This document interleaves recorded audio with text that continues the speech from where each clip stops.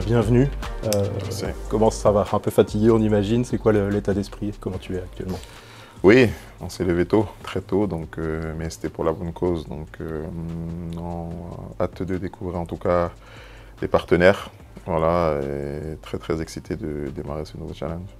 Pour découvrir des partenaires, tu en connais certains. Tu connais aussi des gens. Tu n'arrives pas dans l'inconnu. En fait, quand tu arrives ici, tu as déjà eu des contacts avec certains, peut-être. Comment ça s'est passé avec les gens du groupe? Oui, notamment Seco, bien sûr, avec qui on a gardé le lien, voilà, qui m'a harcelé un peu ces derniers jours pour que je le rejoigne. Donc non, j'en connais quelques-uns aussi, de par les matchs qu'on a pu jouer contre aussi, énormément de matchs quand j'ai joué contre Rennes, donc j'en connais quelques-uns dans le vestiaire et ouais, je suis vraiment impatient de les rencontrer. Tu parles de matchs que tu as joué contre Rennes. Qu'est-ce que tu en gardes comme image? Quelle impression t'avait donné cette équipe, ce stade, par exemple? Qu'est-ce qui te reste en tête?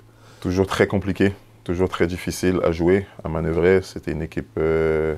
Rennes a toujours été très difficile. Je n'ai pas le souvenir d'une victoire contre Rennes, peut-être une, je ne sais plus. Mais c'est vrai que ça a toujours été une équipe de grande qualité. Quand tu vois les joueurs qui composent ce groupe, ce sont des joueurs de très grande qualité que beaucoup de clubs envient, entre guillemets. Donc oui, impatient en tout cas, comme je l'ai répété, et hâte de découvrir tout ça.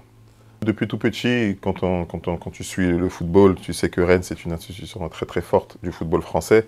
C'est un club très très stable, c'est une belle région. Donc oui, c'est un club qui compte pour le championnat français et un club qui se doit qui se doit de jouer le haut de tableau. Et voilà, en espérant remporter le maximum de matchs pour faire remonter là où Rennes doit être. En toute franchise, c'est un projet qui me tient à cœur.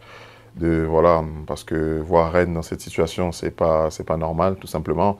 Et comme je l'ai dit avant, c'est un club très stable du championnat français et je sais où je mets les pieds, je sais l'attente des supporters. Donc voilà, moi c'est ce projet-là qui m'excite, voilà, de pouvoir le relever. Et en tout cas, on a vraiment hâte d'y être. Tu as connu différents niveaux, différents clubs, et notamment le Championship aussi, avec l'Angleterre. Qu'est-ce que tu as appris de chacune de ces expériences qui te permet d'être au top aujourd'hui? C'est de l'expérience, c'est les matchs que j'ai pu jouer, le nombre de matchs, le vécu aussi.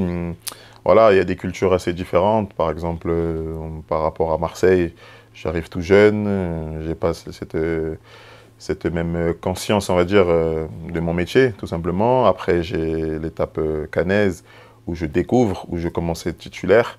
Et là, je me découvre en tant qu'homme, je prends peut-être un peu plus conscience.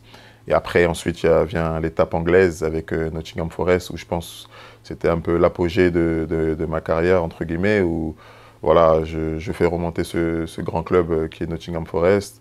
Et les voir maintenant troisième, bien sûr, j'en suis très fier, j'en suis content, parce que j'ai aussi une petite part, il y a un petit peu de ma part dedans aussi, donc j'y ai contribué. Mais voilà, après, c'est des expériences. Ensuite, il y a l'expérience lensoise, où je pense que voilà, où je découvre le très très haut niveau, notamment avec l'équipe de France, avec la Champions League que j'ai pu disputer. Voilà, c'est un parcours, je ne veux pas dire normal, mais c'est un parcours qui était semé d'embûches, mais où j'ai dû travailler, j'ai dû batailler, j'ai dû vraiment cravacher pour arriver là où j'en suis, et je suis très très fier. Mais en tout cas, c'est pas fini, et j'espère accomplir encore de très grandes choses. Dans une période là, tu te sens vraiment à ton apogée en tant qu'homme et que joueur, tu te connais très bien maintenant, tu t'estimes vraiment à ton pic là, Mon pic, je ne sais pas. J'espère encore que j'irai encore beaucoup plus haut, mais c'est vrai que je suis plutôt dans une très très bonne période.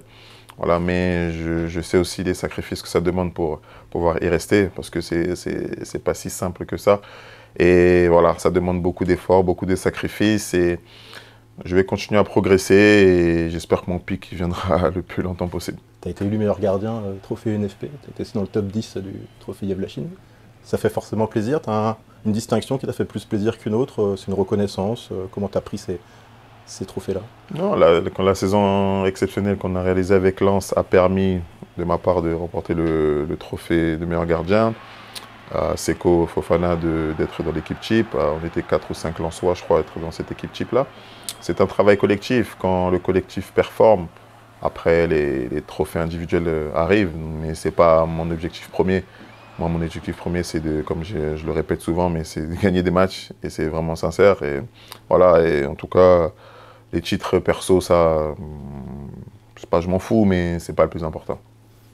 Rester en Ligue 1, c'était important pour toi? On te sent attaché, en tout cas à la France, au championnat français. Qu'est-ce qui te plaît dans ce championnat?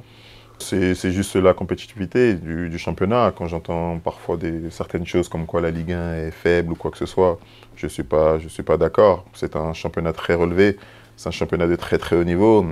Et voilà, après, je pense que ce championnat-là mérite d'être plus, enfin entre guillemets, plus évalué, entre guillemets, parce que je trouve que c'est sous-coté. Moi, ça ne me dérange pas d'évoluer en Ligue 1 parce que je n'estime pas que mon niveau baisse ou quoi que ce soit, non. Justement, je suis dans une constante évolution. Avec forcément aussi l'objectif de retrouver l'Europe, ça aussi, ça permet de s'étalonner par rapport à d'autres championnats. On a cet objectif-là ancré quand même de retrouver l'Europe avec ce nouveau club. Tout le monde veut jouer les meilleures compétitions, donc on va se donner les moyens d'y arriver. On sait que ça ne sera pas facile, c'est une bataille et je suis bien placé pour le dire. Donc chaque match sera une guerre et à nous d'être à 10 000% pour remporter le maximum de matchs et pourquoi pas accrocher une place européenne. Tu as dit que tu venais aussi pour cette mission-là, d'encadrer un peu ce groupe, avoir un petit rôle de leader, parce que tu as l'expérience dans un groupe qui est plutôt jeune. Tu as envie d'endosser ce rôle-là aussi?